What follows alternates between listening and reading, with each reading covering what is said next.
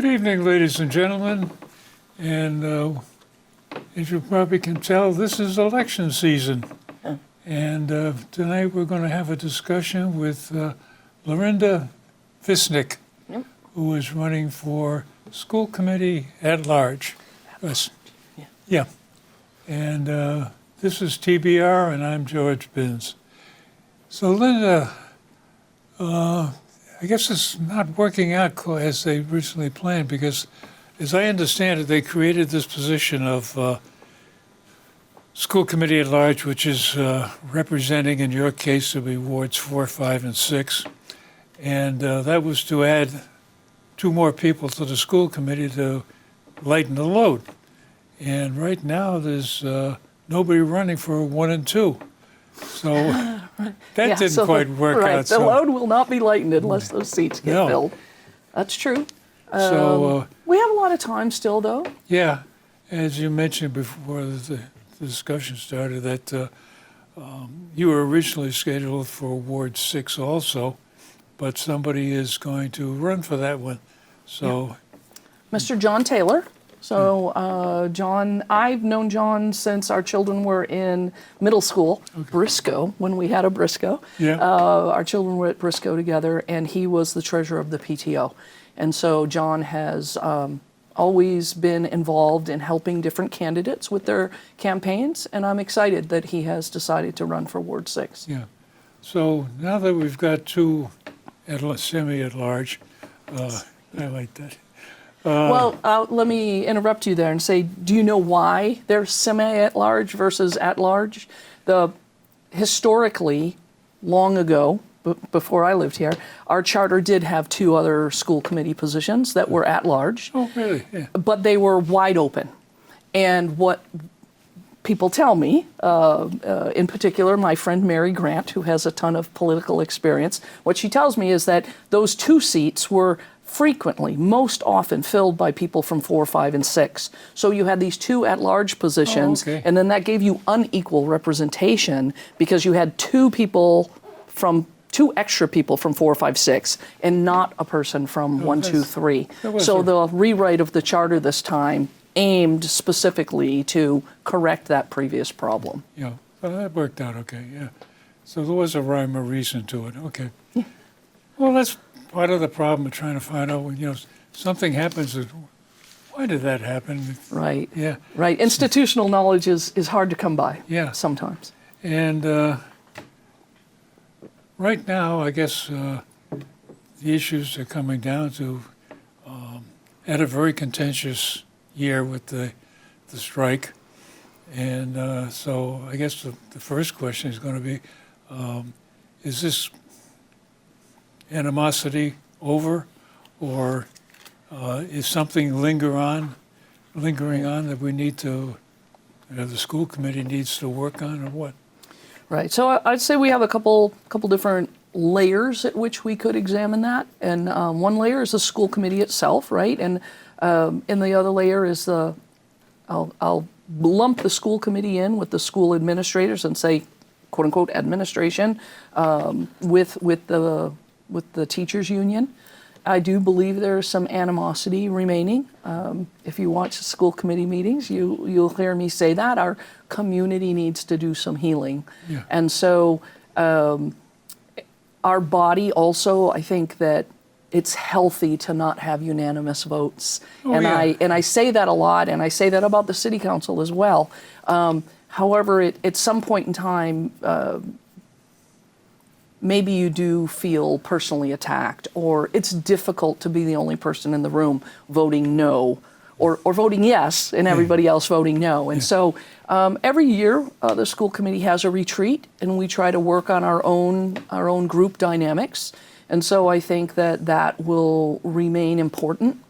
And we know we have some upcoming turnover, right? We know that Dr. Canan McKenzie DeFranza is going to go try to run for city council, so she won't be on the school committee anymore. We know Dr. Silva is moving on, and so and then we have these 2 new seats. So it's a thin line relative to we need to finish as a body until the elections happen, and then the next body will need to start to team build as well. Yeah. Yet when we have time to do that is during the summer. So to some extent, it's a little bit tricky to say, okay, yeah, we're still going to invest in ourselves. We're still going to find time and have a retreat and try to work on our own inner body. I'll call it alignment, even though this is not to imply that we need to all agree on everything, but we need to, as Counselor Scott Hausman says, disagree without being disagreeable. Yeah. Right? And be very civil in that and try to be empathetic and understand each other's perspectives.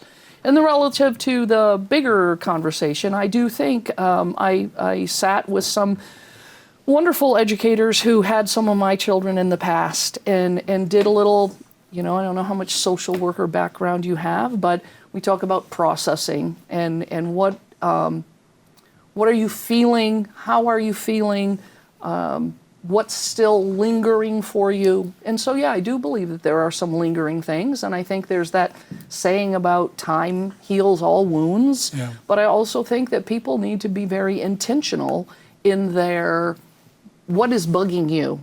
And did I say something? And one of these educators said to me... Well, the issue I want to get into is more than just the school committee working together, but how do you bring in, like you just mentioned, we've got a new superintendent coming on board. What is he bringing to the party? When they went through the interviews with various candidates for superintendent, what did he say that stood out that said he's the one we need? What's he going to do different, or is he going to be more of the same? Right. I think there is I think that he inherits a certain amount of things, and so by definition there will be at least some, quote unquote, more of the same. Yeah. For instance, he's getting the budget we just approved. Oh, yeah. He's getting the staff that we have. He's getting the school committee that our community elects. Yeah. And so whatever that is, he has to, quote unquote, deal with all of that, right? We voted the other night, and he came to the podium and he spoke about the fact that he spoke with Sue and they have named Aaron Brown to be the assistant superintendent of schools. And so some people maybe don't want that. They would maybe want more of a changing of the guard. But I do think that he alone will bring some changing of the guard. And so if you listen to his interview, he talked a lot about community connections and about connections with the staff. And that's not to say that the outgoing superintendent didn't do those things, but you see what you're looking for, right? Yeah. And so hopefully people who are wanting change will be looking for change, and they'll see change. He is not Sue by definition. Oh, yeah. And so he is going to bring some of his own unique things. We haven't had much time with him yet, right? But he'll probably be at our retreat this summer, right? And that's part of the team building process. Yeah. So I can't say very much yet beyond what everybody heard on the camera during his interview. Well, what of those interviews on camera, what did really stand out for you? One of the questions, right, the format is that we all submit questions and we pick questions and then we get to ask certain questions, right? And I asked a question about, our general environment right now, and 10 years from now, when you look back, how do you want to be able to see yourself in this moment? What did you do in the face of the challenges to democracy? How are we serving every child and trying to protect our most vulnerable children? So I asked a question somewhere in that space, and I loved his answer. And I actually really appreciated the answer of the other candidate as well. And so that makes me feel good when you really care about children. Yeah. And you and I have talked a lot, and I know that you really care about children. It feels good. It's like, okay, you have a good heart. Everything else will be okay. Yeah. So one of the concerns that I have looking at the data that's available on ranking schools statewide, Beverly is a little above midpoint. in terms of pupil-teacher ratios, we're about where everybody else is. And pretty much a good school system. Until you look at the details on what happened with the performance.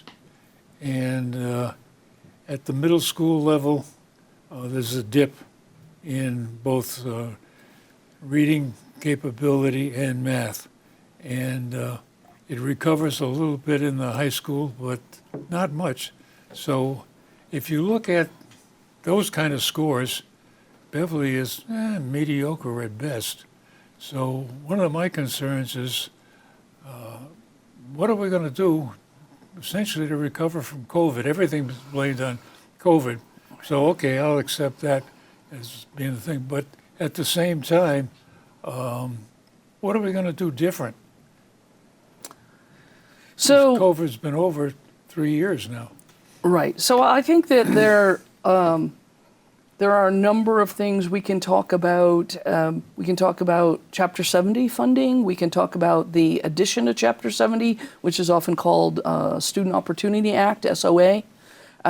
2 years ago, 3 years ago, we qualified for SOA funds, and we got a huge influx of money from the state, and we were able to hire additional staff with that additional money. Just like when we had ESSER money, we were able to hire additional staff. You say, okay, I'm going to pinpoint if I think this particular class or this particular grade level or this particular school is having a problem, then with those additional funds, I can really try to direct an intervention. We can also talk about what are the demographics, right? There's a reason why we have to disaggregate the data.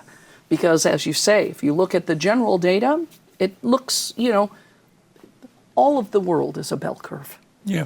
And so, but when we really dig into disaggregating the data, where we see we're really struggling are our high needs students. And any given community that is outperforming us, I would bet you my cold Diet Coke that, and those are very valuable to me, that those communities have a much smaller fraction of high needs students. And so, that is what I'm trying to study. That's part of why I went back to school. Mm-hmm. How do we, for instance, close the achievement gap?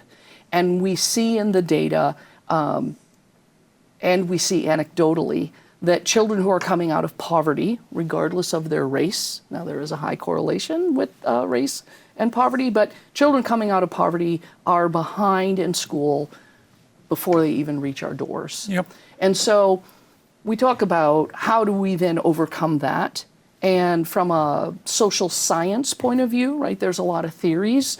And one of the main theories is really goes back to the saying that a lot of people know, it takes a village. In fact, the community structures around a child and around a child's family, whatever that family definition may be, can in fact overcome the deficiencies that exist in that family. And so you see in our schools, we now have what we now call BPS Connects, had been called City Connects. We were working with Boston College. Harvard has a similar program. They call it the Children's Cabinet. But it's a way to try to say, even though we only have students for 6 hours a day, and even though we're supposed to be educating them, we know all these external factors are coming into and impeding the ability for that child to sit in the chair and learn as well as we would like them to be able to. So we try to make up for those shortcomings. That raises a couple of questions. You said we have this extra funding coming in. Is this funding? Past tense, had. Okay. Did we get into a situation where we hired a bunch of people that were covered by this funding, and now the city has to pick up that funding? So I think what I want to say about that is when we got ESSER funds, we were very mindful in how we spent our ESSER funds because we didn't want to hit a cliff, right? And a lot of communities, in fact, did hit cliffs and then have huge amounts of layoffs. Because it's not viable to say, oh, I'm going to hire, we're just going to make up a number. This is not an actual number. I'm going to hire 10 more staff. And now in 3 years from now, when my ESSER money or my whatever money runs out, I need to lay off those 10 people cold turkey. So, for instance, when we brought at the time, City Connects people on, we worked hard to work them into the appropriated budget, somewhat like we see on the city side when we get a grant for a firefighter, for instance, and then we say, all right, in the beginning, maybe they're 100% paid, and then it tapers to 75, 50, right? So it gives us time for our budget to adjust, to assume that position. So no, we have not hit a cliff, but there are definitely people who are no longer with us because they were funded with grant funding. Well, that gets into another issue too, that with the settlement with the teachers union, it was more than it was originally budgeted. Not by much, but go ahead. Enough that got some attention. And it's going to ripple through the years to come, that the school budget is going to be more and more. And there are some people that are saying, okay, we'll just have an override. Is that really necessary, or do you think that? I spoke at our last meeting. There seemed to be a lot of people emailing us, a few people at our podium who say, why isn't the school committee initiating that override? Yeah. The override is a citizen petition. Any citizen can go get the signatures, start that process. Yep. I believe my oldest son was maybe just starting school the last time Beverly tried an override. I don't know if you remember that, but it failed miserably, right? Yeah. And so, is it necessary? I think that the budget that we have that's moving forward next year is a good budget. I voted yes. Last year I voted no on the budget. I had some problems with last year's budget. So based on the information that the superintendent presented to us, I think we have a very sound budget for next year. I'm very happy with the breadth of the offerings that we have, as well as the depth. I know you're never shy about mentioning the fact that we no longer have the patent wing, but with that pendulum has swung back, and now we have these things called pathways. And so we have a little bit of state money for pathway work. We're sending even more children than ever over to the school formerly known as Essex Tech. North Shore, whatever its name is, right? It's kind of like the shoe will always be the shoe if you've lived here long enough, right? Yep. And so, so we have a very wide breadth. We're trying to offer something for everyone. And I don't believe, personally, that an override is necessary. And again, that's me. Everybody, I think if you ask somebody who wants a particular something that's no longer in our budget, for whatever reason, then they go, oh, well, if we had an override, we'd have the money to do that thing. And therefore, yeah, we should have an override. And they feel strongly, just like they did however many years ago. People in their own circles hear all of their friends say, oh, yeah, I would vote for that, I would vote for that, and they think it's going to pass, and they don't realize 3 out of every 4 families here have no children in the schools. Now, it is true that people without children in the schools still care about the schools, but maybe not to the point. I know you've had a lot of other candidates in this chair, and a lot of talk is about what is our tax burden, right? And people are having trouble keeping up with their taxes. And not only do we have every year the increase, but then we have new assessments, right? And so there are a lot of people who are struggling to stay in their homes. So there's a tension there. And it's hard for me to think about that tension and justify saying to any given person, now you need to pay even more when you're already struggling to pay what you're struggling to pay. We get into these issues of what are we adding to the system.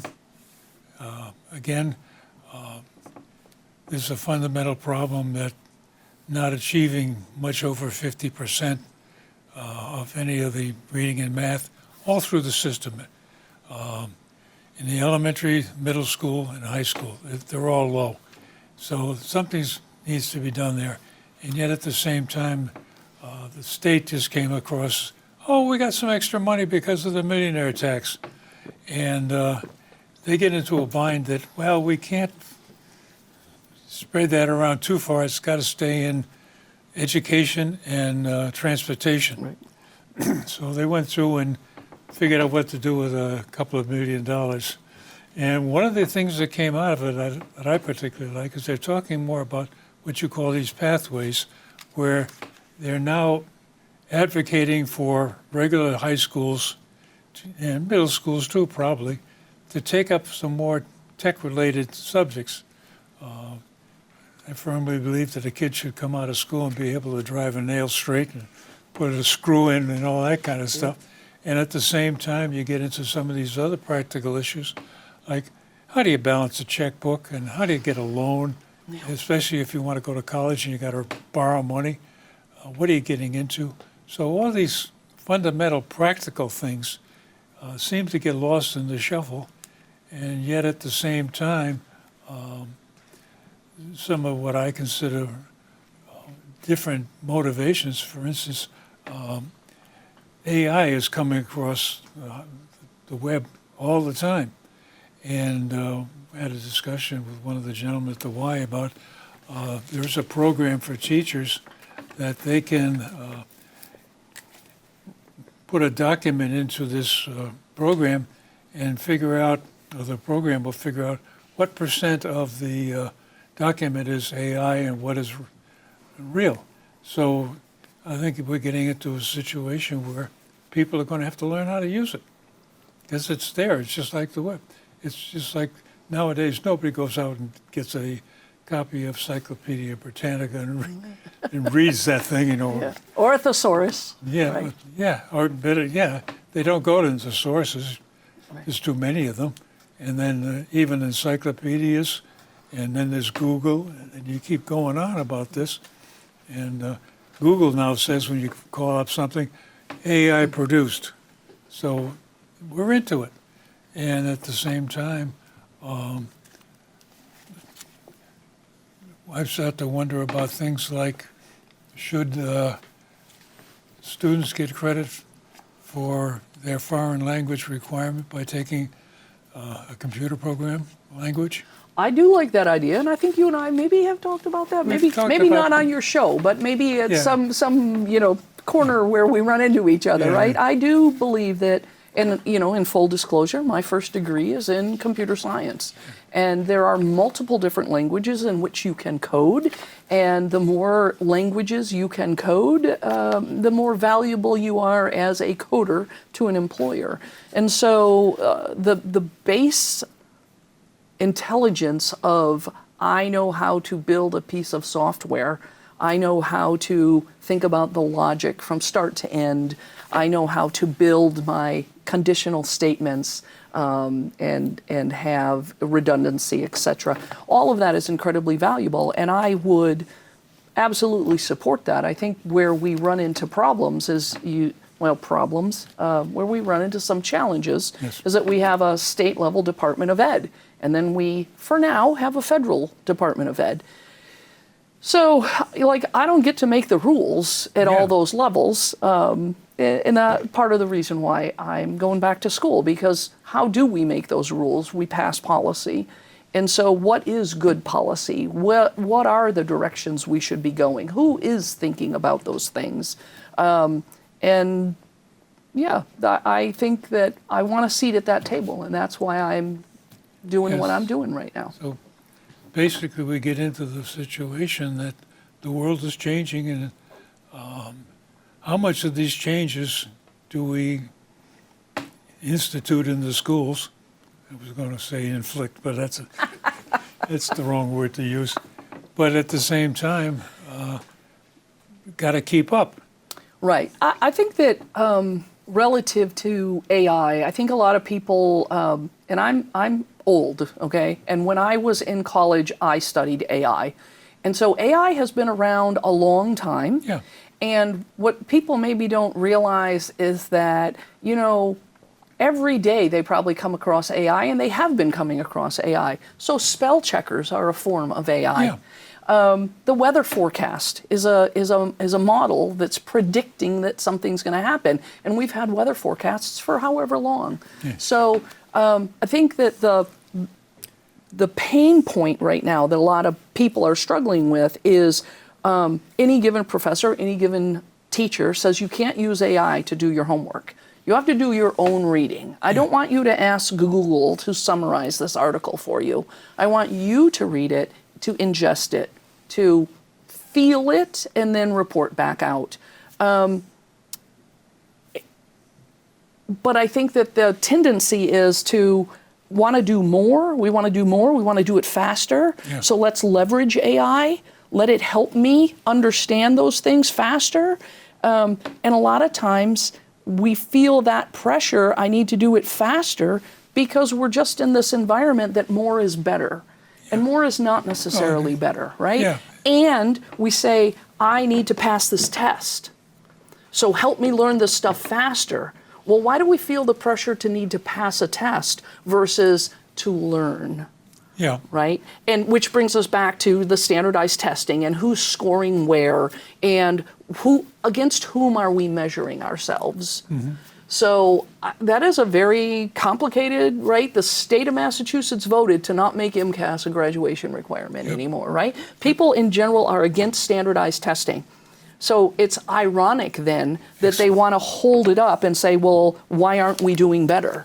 Well, they are until you try to get a job, and then they want to know what your scores were. So we're getting to the fun point of we've had a half hour of fun, and I think there's probably more we should talk about. So would you think about coming back and doing a... Always, George. I always enjoy talking to you. Yep.